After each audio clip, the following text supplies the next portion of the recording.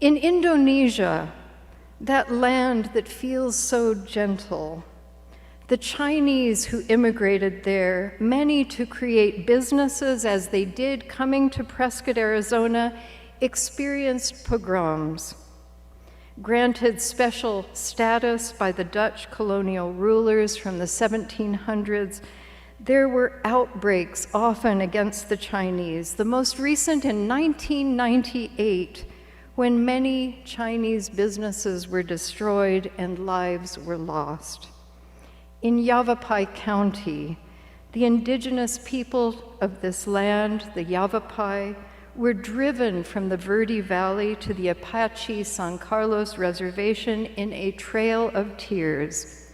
If you want more about that, I have given a sermon on that is on YouTube.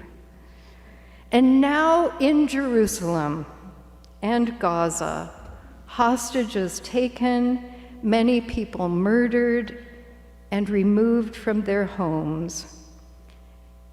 People who are having to leave their homes of many years, others who must stay and do not know what will happen.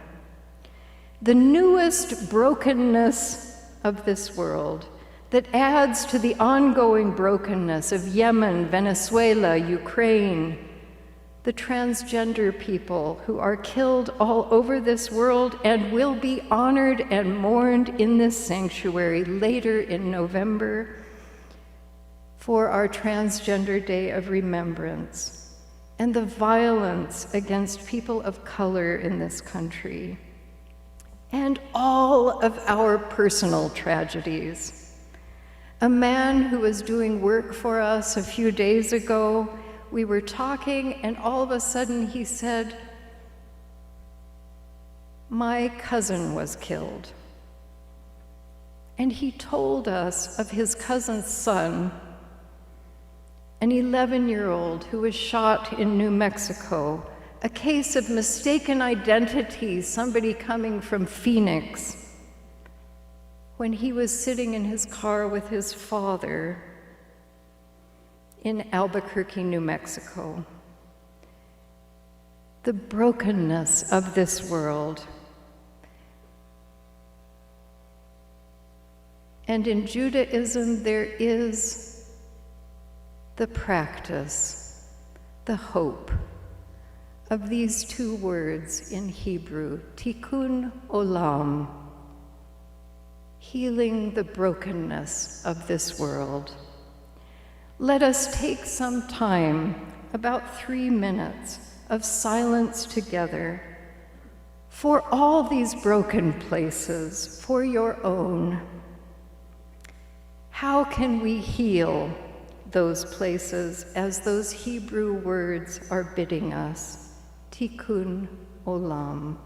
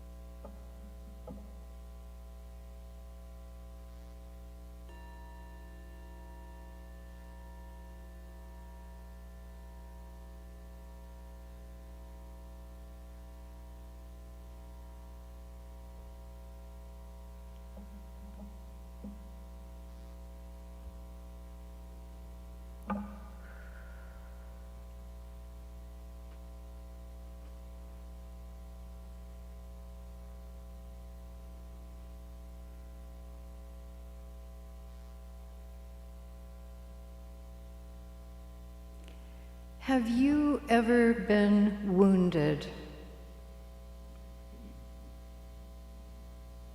Sometimes we carry our wounds inside us from a difficult childhood, as Richard Maurer did. Or we carry wounds from an illness or disability that is invisible to others. And sometimes our wounds are outside us, like the burn that Mary Lou suffered a couple of weeks ago. Hot oil spattered on her thumb right over the joint. It was hard to know how to heal that wound. And even now, after 3 weeks, it is still in process. And to see that new skin coming from underneath and then taking over was hopeful, almost miraculous. For there are those times with wounds when they keep cracking open and bleeding, and we wonder if they will ever heal. And there are these places in the earth that keep bleeding, and in our society that seem to be healed, and then sometimes, for whatever reason, that wound opens again. How do we make healing? As I was writing on Friday about all the places that are broken, my heart felt so heavy, as it has this whole week. Discouraged, découragé, without heart, losing our hearts. And I looked up, and I saw a line of deer walking up the road, ones of all sizes, and I breathed in and felt better. The earth reached out to me in the form of deer, and they directed my attention to the light around them and around the trees. I receive healing from the earth, and most often from the trees, and sometimes deer, and very luckily 3 weeks ago from a wolf. On Friday night, on my final round of the day, a neighbor stopped. She stopped me to talk, and we cried and hugged each other about the state of the world. And I felt healing as I walked home in the darkness. Looking at what happened on that Friday when I felt healing, I find these elements. I paid attention to the deer. And when I paid attention, my heart opened to all that nature could give me in that moment. And when I walked, I opened myself to a neighbor who said to me, "Why do I run into you when I am sad?" Why did she suddenly want to walk out of her house? We were open to each other. We were two permeable humans, and that healing balm we are capable of giving to each other flowed between us. Both times, I experienced the healing power of reciprocity that is so much a part of the work of Robin Wall Kimmerer in braiding sweetgrass. These moments of transformation were also built on practices, on spiritual practices of paying attention and neighboring. After 4 years of neighboring, our neighborhood has become a healing place for us to walk, a place that sustains us. When I feel awful, I don't think I better hole up in my house. I think I might meet a neighbor, and I walk outside. I believe that each of us in our lives, I'm talking with you about the elements that are around where I live, that are things that take my attention. But I believe that each of us have elements around us, and at times when healing seems most impossible or very far away, those elements are there to transform and heal us. I wonder, what are the elements around you that have transformed, or what elements hold the possibility of transformation into healing? I have seen this happen quickly when a disaster opens up the ground beneath us, a health emergency that forces us to reach out to people. We are shocked into vulnerability and a permeability which allows us to receive. I wondered why our walk took us right in front of a neighbor's house in Salt Lake City at the moment she ran over her neighbor's dog. And I did not know her. And we held each other for a very long time. And I believe that healing happened in that moment, not the final healing, of course, but this is the way that we are neighbors. I believe that work in our own food pantry has transformed our relationship to our neighborhood. And what goes on there with the volunteers on Fridays who sit and talk with people and listen and are permeable, which invites reciprocity. I believe the work that is going on there is healing work. And in our entryway, you can read about all the ways that our congregation has reached out into the world to heal. Take a look at that after our service. We've also been taking practical steps, like connecting. Susan Cooper and Stephen Lovejoy have helped us in connecting with renewable energy, composting, and our newest is to use less water. These daily practices show our permeability with the suffering that is happening with climate change, with this earth. And I believe that they are underpinnings of our work of healing, in the same way that the practices of Mohandas Gandhi, his communities, upheld the work that they did for peace, justice, and healing in India. And if you want more information about these practical things, look at our next newsletter or talk with me after the service. And sometimes there are these great gashes that happen in the earth, like what is happening in Israel and Gaza, or Ukraine, or the fire that happened on Maui. These events can take us into orbit, which is kind of what I felt this week. Take us into orbit, looking for a way to escape them. And during this week, I have wanted to escape. I have wanted this tragedy not to be so, as I have with my own personal tragedies. You think, how could I back up and have this not happen? And I've wanted to escape. Thoughts kept coming to me, wondering what I might find if I go to a thrift shop. Something to distract me from the suffering on the other side of the world. A new plate.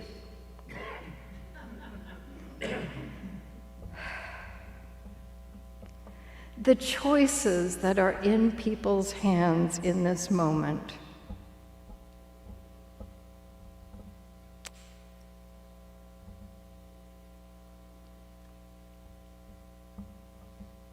And I wish so much that people who were in power were permeable and could feel that need for peace.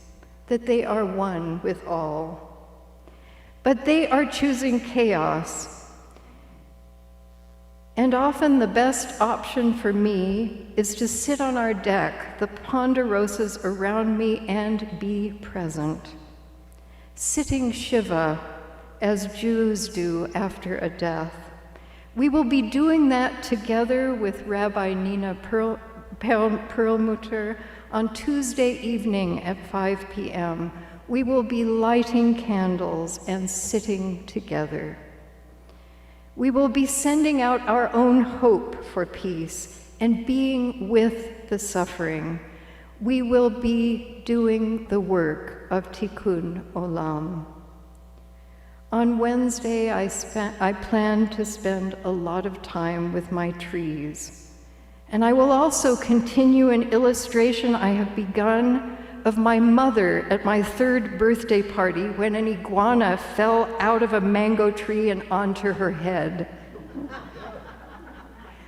I will also find time to sing.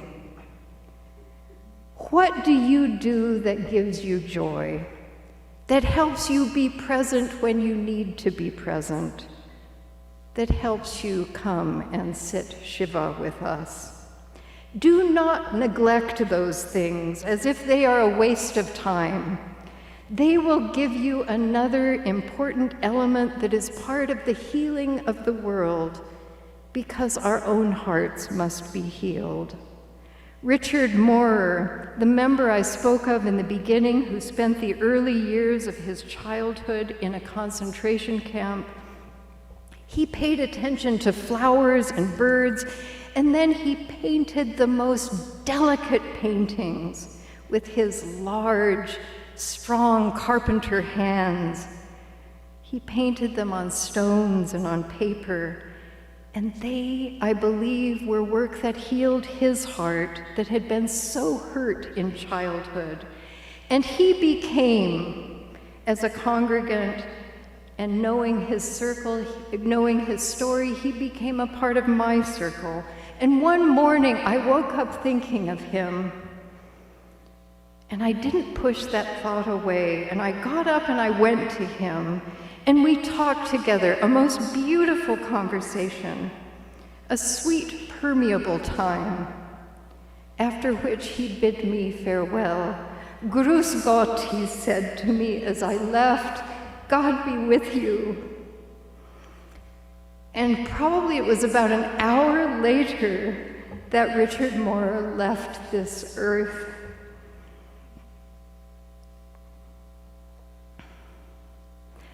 I believe each of us has access to an incredible interdependent web where we will hear, like that woman did, or I have heard, go out of your house. Go to that place, call that friend. This morning as I sat in my car getting ready to come here, I received a song from my chanson singing friend in France, and he said, for you, before you begin your service. We are connected, and not only in suffering, but in all of the ways that we can bring healing and joy to one another. Enter that interdependent web, for it is there. In the reading by Robin Wall Kimmerer, she tells us to give a gift. And I look out at you and see all the gifts that you give from your talents. I look at Norma, who gives the gift of being able, well, so many gifts, of connection with caring of this community, and also Mary Ann Erickson, who is next to her. This gift, beautiful gift of caring, and also the gift of being able to count. So and keep good records. So when we received money yesterday at the concert, we thought, Norma's here. We each have gifts to give. And Robin Wall Kemmerer tells us to give our gifts in reciprocity for what we have taken. Sustain the ones who sustain you, and the earth will last forever. Amen, and may it be so. And now I invite you to rise in body or spirit, and we will sing together, "Be Ours a Religion." The words were written by Theodore Parker, a Unitarian minister who held people fleeing from enslavement in his home.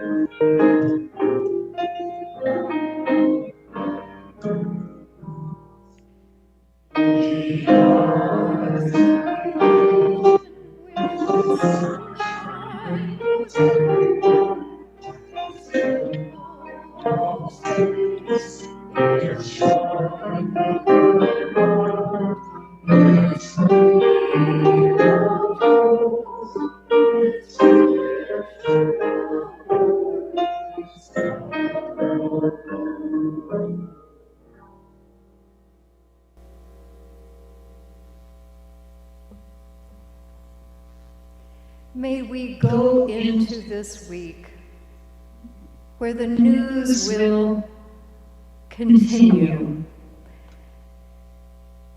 May it bid us look out our windows or go to where we can find what it is that heals us.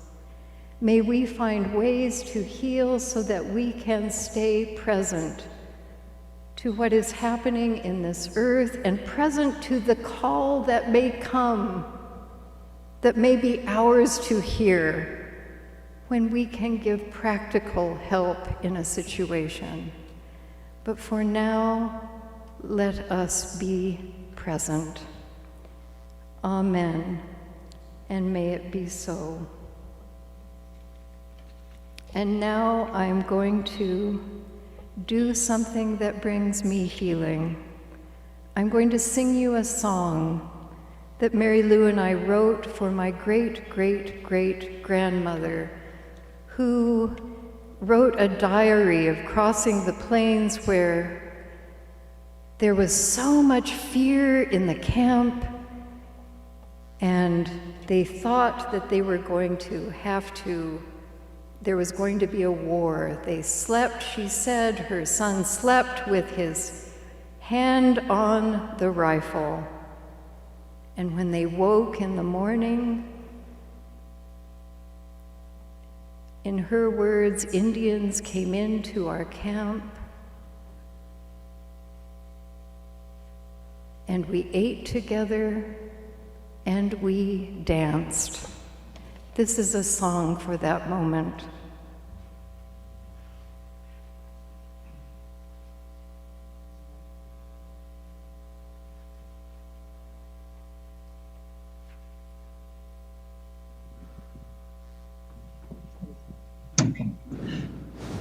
Is it on? It's on. Okay.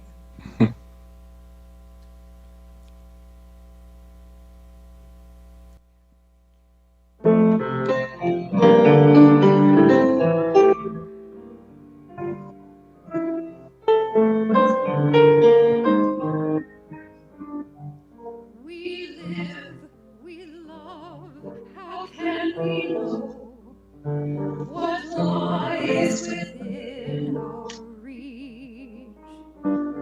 We live, we die, the ones we love are gone before we say goodbye. Yet there are times I see the world is here within my arms.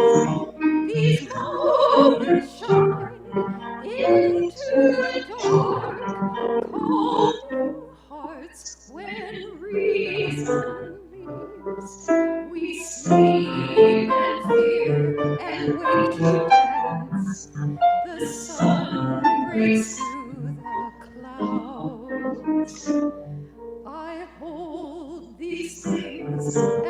treasure in my heart to find hope in this day.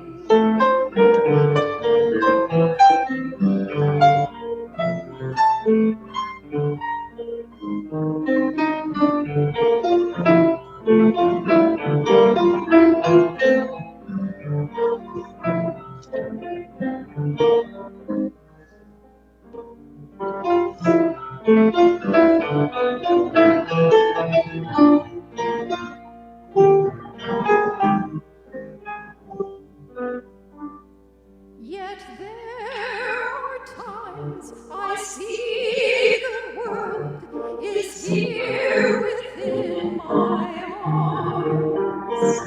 These moments shine into the dark, calming hearts when reason leaves. We sleep in fear and wake to dance. The sun breaks through the clouds. I hold these things as treasure in my heart to find hope in this day.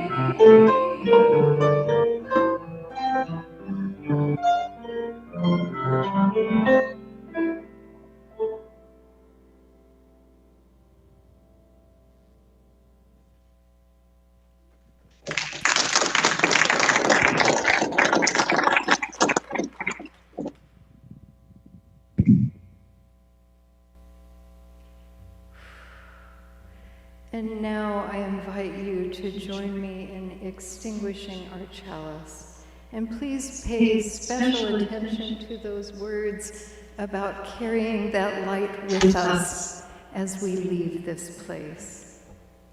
We extinguish this flame, but not the light of truth, the warmth of community, or the fire of commitment.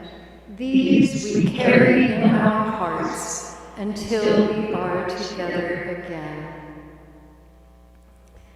And as Bobby told us, we have a community chat after this. But first, I would like to invite anyone who is here, who is here after a long time or here for the first time, to introduce yourselves and let us know who you are. You are invited to our community chat. If you would like, is there anyone who would like to introduce themselves? Yes, oh, thank you. Yay! Oh, we are grateful for Mel and for your presence. Thank you, thank you, thank you. Okay, I'm going to try to get out there before you get up so that I can say, come to the community chat.